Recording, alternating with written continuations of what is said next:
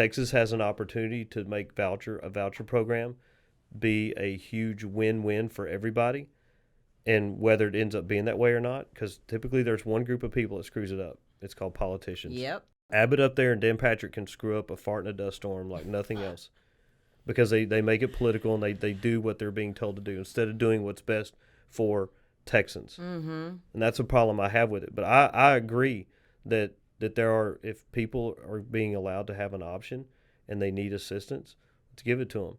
And if there's parameters in place that protect them, that if I go from here to there, but there's already things coming out that are troubling. Yes. About how school districts public school districts are going to have to pay for special ed testing for people that might be going to voucher program. That's wrong.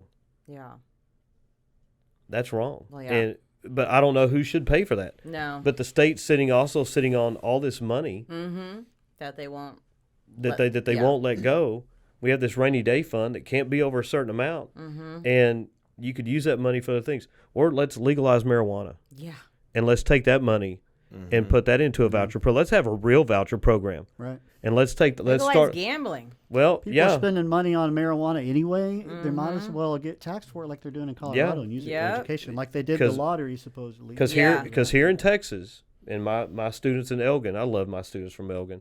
They did such a good job on this assignment when our final exam was make a state law, and I allowed them to pick marijuana. So they couldn't pick a law that was less stringent than federal law, but I let them pick marijuana because states were passing that.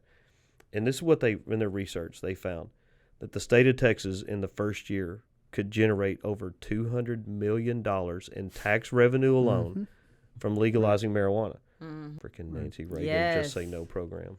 Yeah. Well, that's a lot of it what it is. It's a legacy of we felt we have politicians that feel like they know what's best for us. Right. Oh, yeah. Hey, Dan, how's that prescription drug pad working out for you that you stole? We picked that up on a whole other episode. It's just we have an opportunity. Instead of we've always been a state that led, and we're following right now. Yes. And we have in our Constitution free public education, but if the system's not working, a lot of that's because of policy by politicians. And we want to do this. Let's legalize marijuana. Let's start there. Let's take that revenue, start with some of the rainy day money until we build up that chest, and then use that money to have like a real program, to have a real voucher program that can incorporate, that's open to everybody instead of select few. Yes. Because what if I want to send my kids to a private school or homeschool, and I want to apply for that program? I don't qualify because I don't meet the criteria or the base level of what politicians have decided. How do you know what's best for my family? Right. You can't even do what's best for the state. Yeah. Right. And have this true voucher program that's going to be beneficial. There's only so much money in this program, so it's going to be really the first come, first serve is actually designated for the private school kids and kids with special needs. And private schools have to opt into it, and they won't. It's just it's no different than allowing homeschool kids to play high school sports. Yep. Districts have to opt in.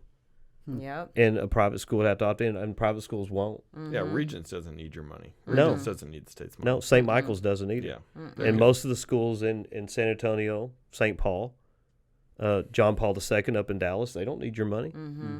They don't need it. You know, these other schools. And I don't even understand why the parents that have their kids in public school are even like for this and are in private school are for this, because it's going to raise the population and student body count at that school. So your like small classroom size is going to get bigger. And so what you're paying for, what you thought was one-on-one, is no longer there.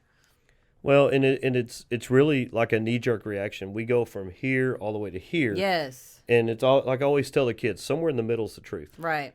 And that's where we have to find it. And somewhere with this voucher deal, there's a sweet spot that can be found that's going to be appealing to everybody. And we got to have these conversations that we don't make it political. And somewhere out there is again, I just think that Texas is really dropping the ball here.